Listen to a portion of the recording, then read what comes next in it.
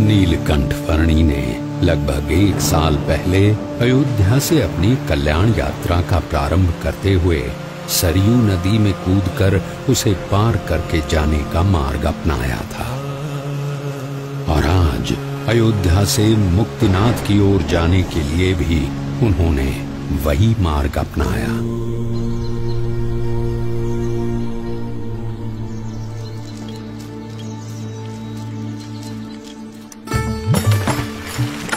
सरयू नदी को पार करके मुक्तिनाथ की ओर बढ़ चले नीलकंठ वर्णी हरैया गांव में आए।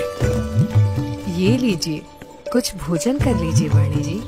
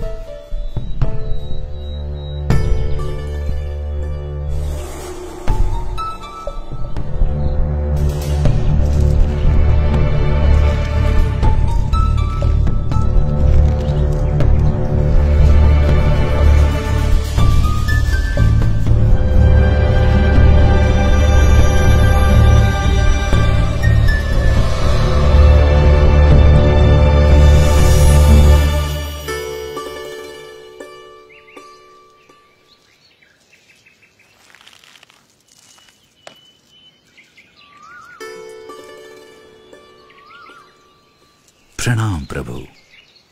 बड़ी दिव्य और असाधारण प्रतिभा है आपकी। शायद आप वही है जिनकी भक्ति हम करते हैं, जिनके आशीर्वाद से हमारा राज्य, हमारा संसार चलता है। आपके आगमन से मेरे राज्य की धरती तो पावन हो ही गई है।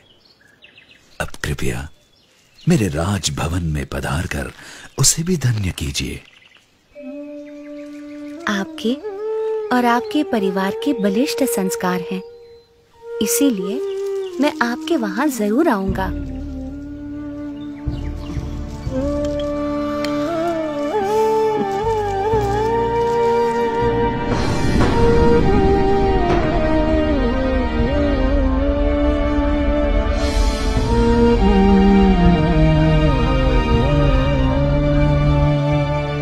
नीलकंठ वर्णी वंशीपुर गांव आ पहुंचे। कोई कहियो रे प्रभु आवन की, कोई कहियो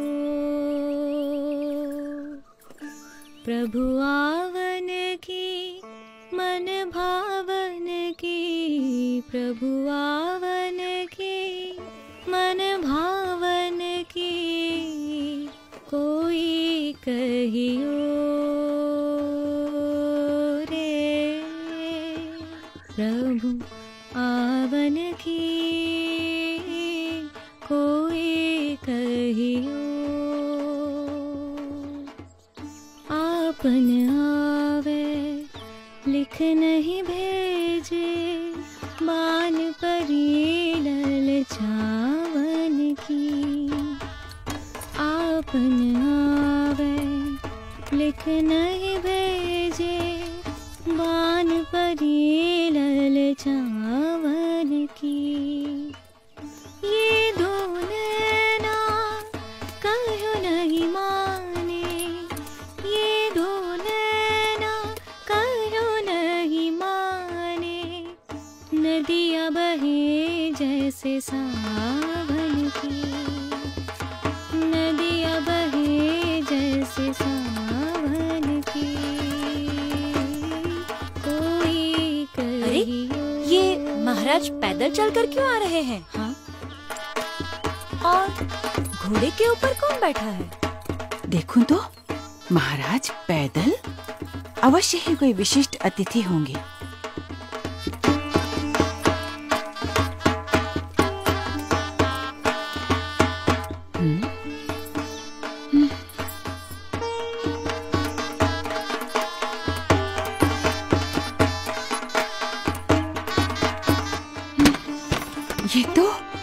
ये तो सच में कोई दिव्य व्यक्ति हैं।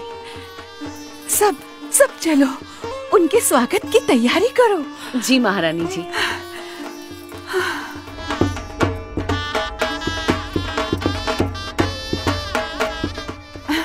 और सुनो, राजकुमारी ईला और सुशीला को भी बुला लो।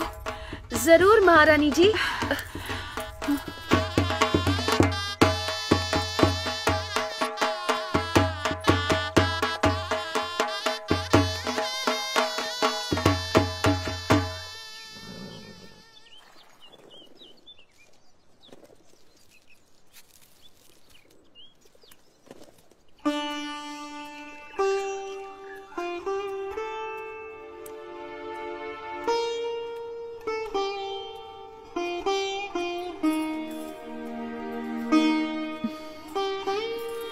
प्रणाम।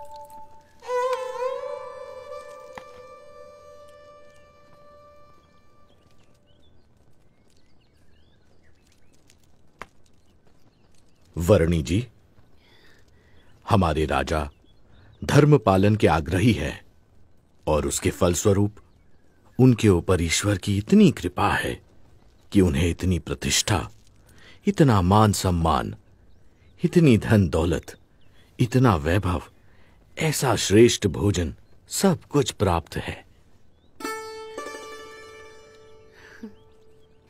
धर्म का संबंध केवल धन दौलत, पद प्रतिष्ठा, मान सम्मान, बाह्य वैभव और बाह्य व्यक्तित्व से नहीं, किंतु आंतरिक प्रतिभा से है।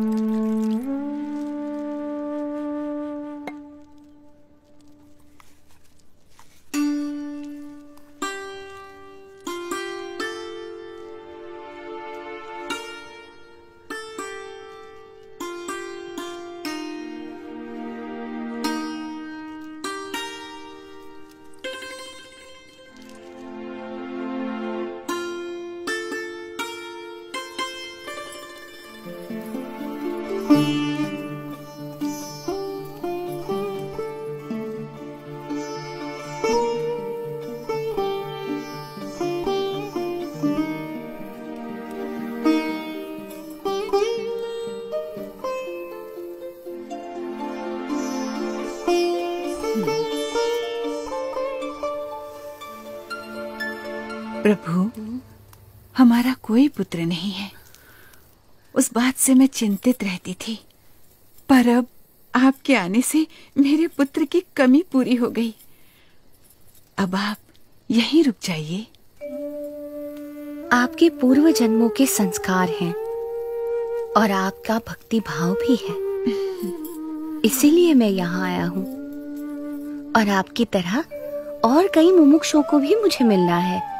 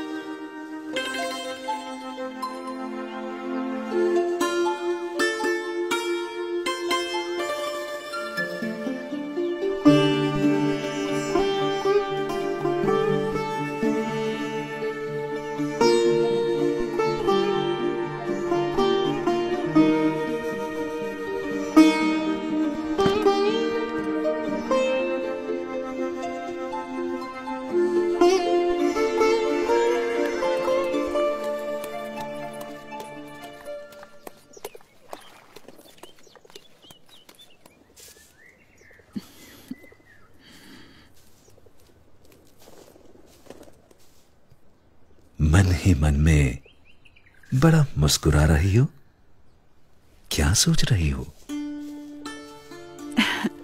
सोच रही हूँ नीलकंठ वर्णी कितने महान व्यक्ति हैं, सरल जीवन और उच्च विचार। और हमारी ईला और सुशीला भी कितने भक्तिभाव से उनकी सेवा में जुड़ गई हैं।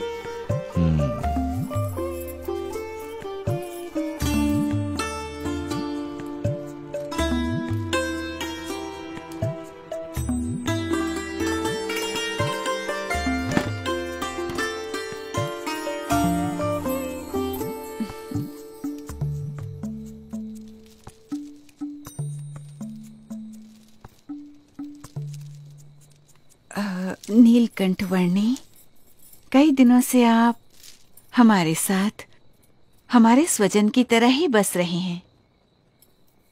और केवल हम ही नहीं, पर यहाँ छोटा बड़ा हर कोई आपको अपना स्वजन समझने लगा है। सभी को आपसे लगाव हो गया है। इतने दिनों से आपका जीवन निकट से देखकर हमें प्रतीति है कि आप कोई असाधारण दैवी तत्व हैं, साक्षात परमात्मा हैं। ये सब देखकर मेरे मन में एक विचार आ रहा है कि यदि आप हमेशा के लिए हमारे स्वजन बनकर रह जाएं, तो कितना अच्छा होगा। यदि समझ में आए तो मैं तो हमेशा के लिए सबका स्वजन हूँ, एक सच्चे स्वजन की तरह हमेशा सबके साथ ही रहता हूँ। अब हमारी अपेक्षा है कि हम ये सब कुछ त्याग कर आपके चरणों में न्यौछावर करके मोक्ष के काम में ध्यान दें। और हमारी सारी धन दौलत, हमारी सारी संपत्ति, हमारा राज्य और ईला और सुशीला को भी आपको सौंप दें। हमारी पुत्रियों से ब्याह करके हमारा सब कुछ स्वीकार कर लीजिए नीलकंठ।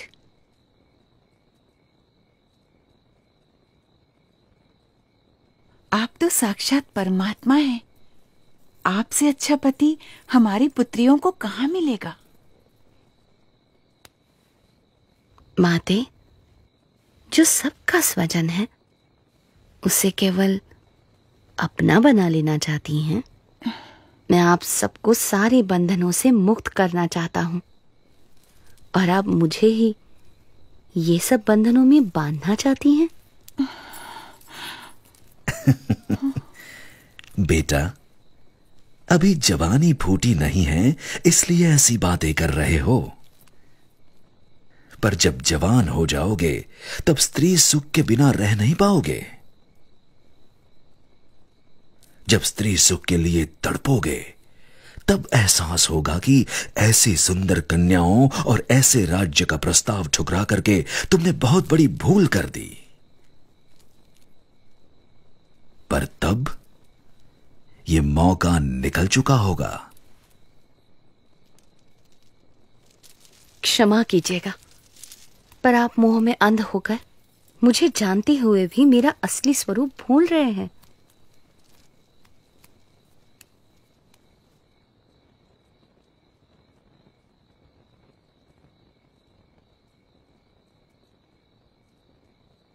यही तो माया का प्रभाव है कि जो परमात्मा की उपस्थिति में भी आपको परमात्मा का सुख लेने नहीं देता है, और ऊपर से साक्षात परमात्मा में भी माया का भाव लाकर रख देता है।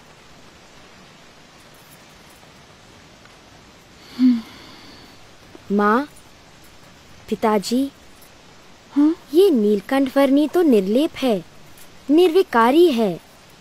ये सब मोह माया से परम सुख के दाता स्वयं परमात्मा हैं।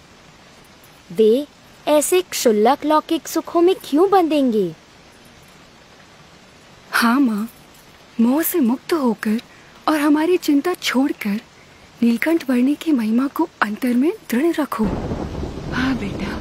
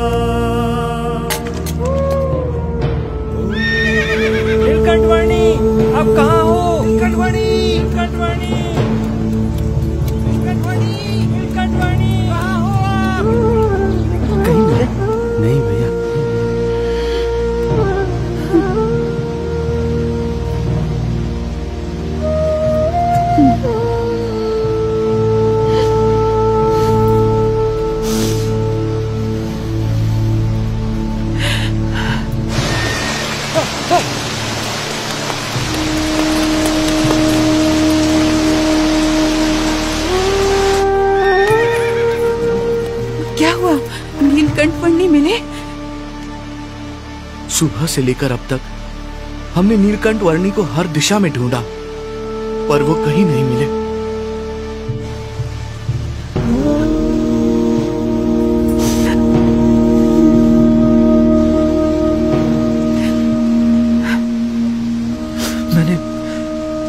मैंने दूर दूर तक ढूंढा, पर नीलकंठ वर्णी नहीं मिले।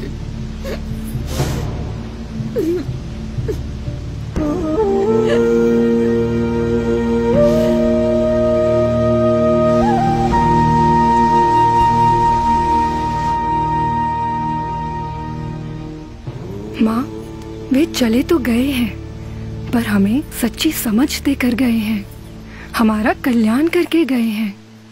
उन्होंने कहा था ना कि उन्हें तो अभी अनेक मनुष्यों का कल्याण करना है। हाँ, हाँ। वे कहते थे ना कि यदि समझ में आए तो एक सच्चे स्वजन की तरह वे हमेशा सबके साथ ही रहते हैं, वैसे ही वे हमेशा हमारे साथ रहेंगे। हाँ बेटा।